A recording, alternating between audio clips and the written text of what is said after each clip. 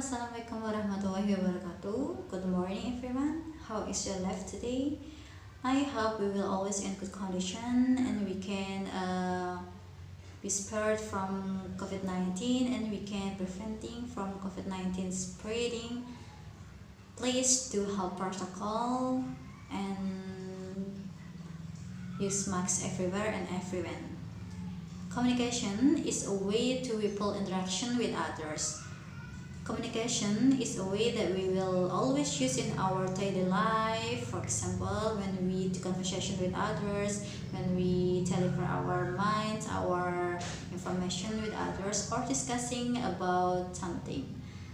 When we communicate, we do two main activities. The first is speaking, that we will deliver our mind, our utterance, or our experience with others. And the people or person who will hear our utterance, our experience, the activity is called listening activity. To be good listener and speakers, we have to know and implement the strategies about listening and speaking. Before we continue our discussing, please let me introduce myself. I'm Ranjani. My ID is 90. For the 15 minutes, I will accompany you to discuss about listening and speaking strategies. So I want to ask for you, did you know what are listening and speaking strategies? So listening and speaking strategies are when the effective speaker and listeners use a wide range of strategies to help them comprehend and construct the spoken language. So listening and speaking strategies are the strategies that used by speakers and listeners to help them comprehend and construct the spoken language. Students need to be explicitly taught how to select and use a wide range of strategies when speaking and listening, and to understand that the use of these strategies will be determined by context, text form, and audience. So there are 13 main points about listening and speaking strategies. The first is predicting. So what is predicting? So predicting helps students to activate their prior knowledge of a context or topic, allowing them to combine what they know with the new information.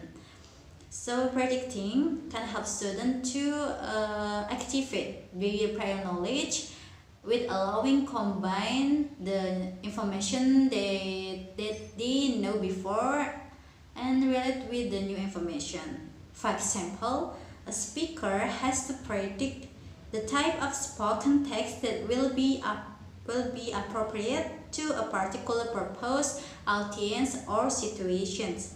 During listening, effective listeners adjust and refine their initial predictions about a speaker message as they receive information and make new connections. Okay. The second point is self-talk. What is self-talk? Self-talk is the running commentary that goes on inside our heads, usually without any verbalization. So the self-talk is a commentary that running in our heads, but without any verbalization. Self-talk is how we make sense of our thinking and reflect on our actions. Using think louds to verbalize, this strategy helps to build students' understanding of the strong links between thinking and actions. The third point is self-questioning. Self-questioning is how we clarify our understanding, examine the concept, reason, analyze, and hypothesize.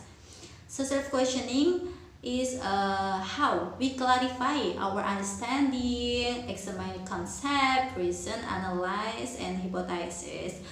Speakers and listeners are use these questions to help them comprehend and make a meaning. Often these questions are spontaneous and natural, with one question leading to the next. Question can relate to content, style, text form, important message, event, actions, and inferences. They can also relate to predictions, the speaker intent, or attempt to clarify a meaning. The fourth point is visualizing and creating images. Creating mental images promotes the use of prior knowledge that it can improve the ability to make predictions, draw inferences, interpret information, remember details, and assist with overall comprehensions and memory. Images can be visual, auditory, olfactory, kinesthetic, or emotional. For example, when we want to visualizing about traditional market. So we know that traditional market is the public place. There are many people in there. So the people do activity there. For example, the seller offering the product and the buyer will buy the product. And this is related with the visualizing with visual. And with auditory, we know that the traditional market is so noisy because the people who are talking about something, about the product, for example, the seller offering the product to persuade the buyer. The buyer will buy the product. The fifth point is code switching. Code switching is the term used to describe the process a speaker uses to alternate between one or more languages. So code switching is using language that will, when speaking and listening, to deliver the information for audience. For example, for a young adult would not use the same words or phrases when speaking to their friends in an informal atmosphere as they would when speaking to a superior, for example, author, teacher, advisor, and supervisor. So code switching is necessity. We use different forms of expression depending on who we are speaking to and where we are speaking to them, like the example. The sixth point is determining importance. Determining importance in speaking and listening includes selecting the appropriate content, text form, and convention to suit the intended purpose and audience. It includes selecting which information to retain in short or long-term memory and which information to respond to. Students in the early phases of development have a limited ability to determine importance and often include irrelevant details, including too much detail when relating an event. For example, he said, then she said, then I said. The seventh point is paraphrasing and summarizing. Paraphrasing is the strategy speakers and listeners use to restate a spoken text in a way that retains the sense of meaning and provides clarification for understanding. So paraphrasing and summarizing is the strategy that used by speakers and listeners to restate spoken text in a way that retains the sense of meaning and provides clarification for understanding. So when we do paraphrasing and summarizing, we will retell the spoken text, retell the information that will deliver with our word, but we don't lose the meaning. Paraphrasing requires a speaker or listener to restate the essence of the original text in a more concise form. Summarizing is important as it helps the listener to be aware of what they are being told. The determining important strategy allows students to paraphrase and summarize. They can also use predicting and synthesizing strategies. The eighth point is connecting. Effective speakers and listeners will talk about, listen to, and respond to the topics they know and care about. So connecting is when we aware with the topic that we will know before, that we will know the information that we relate with the topic. So this allows them to make strong connections between their prior knowledge and the information they speak about and listen to. Why connecting is very important? Because it is important to help students refine and limit their connection to those that help them to understand and make meaning.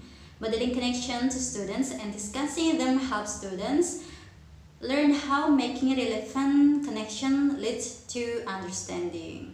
The next point is comparing and contrasting. Making comparison relates closely to and is an extension of the connecting strategy.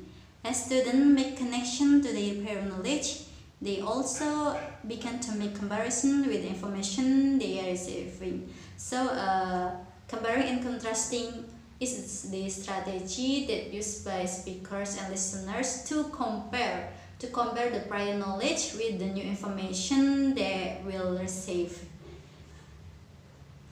The next point is inferring. Making inferences is strategy used by effective speakers and listeners as they take meaning from spoken text, then add their own ideas to make inferences. So, inferring is the strategy that used by speakers and listeners to take a meaning from spoken text, then they add their ideas to make inferences. Inferences can be made by using acoustic, vocal, or lexical information within the text to guess the meaning of unfamiliar language items or to fill in missing information. The next is synthesizing. Yes. As students speak and listen, they continually reflect on what they have just said or just heard. This enables them to keep track of their thinking and to maintain meaning. Students who consciously use this strategy are able to continually monitor their understanding, allowing them to pull together or retell information that they have heard.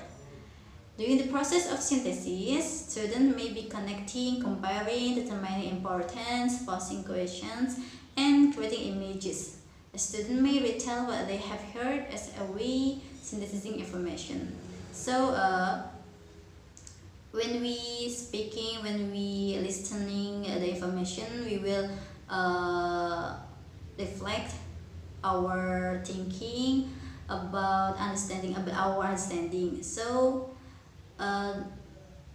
during the process of synthesizing, we usually may be connecting, comparing, determining importance, posing questions, and creating images. For example, student or we may retell what they have heard as a way of synthesizing information. Okay, so the last point is self-monitoring and self-corrections. Effective speakers and listeners continually reflect on what they are saying and hearing to confirm their understanding. If understanding breaks down for the speaker or the listener, they use repair strategies to retain or clarify meaning. For example, repeating, recasting, paraphrasing, summarizing, and asking questions. The ability to monitor our own understanding and and to be able to make the appropriate corrections if understanding is not present is quite complex and relies on the effective use of the strategies previously discussed. As you know, that helping the student to consider and record the strategies they use in their speaking and listening helps to develop their ability to self-monitor and self-correct. So this is the 13 main points about listening and speaking strategies. I hope we will become a good listener and speakers when we deliver our minds, so the audience can catching the meaning and can understand what we say. So I hope we can be a good listener and speakers when we communicate. So thank you for your attention and for your time. That you want to accompany me for discussing about listening and speaking strategies. I apologize when there are some mistakes from me. So thank you very much. Wassalamualaikum warahmatullahi wabarakatuh.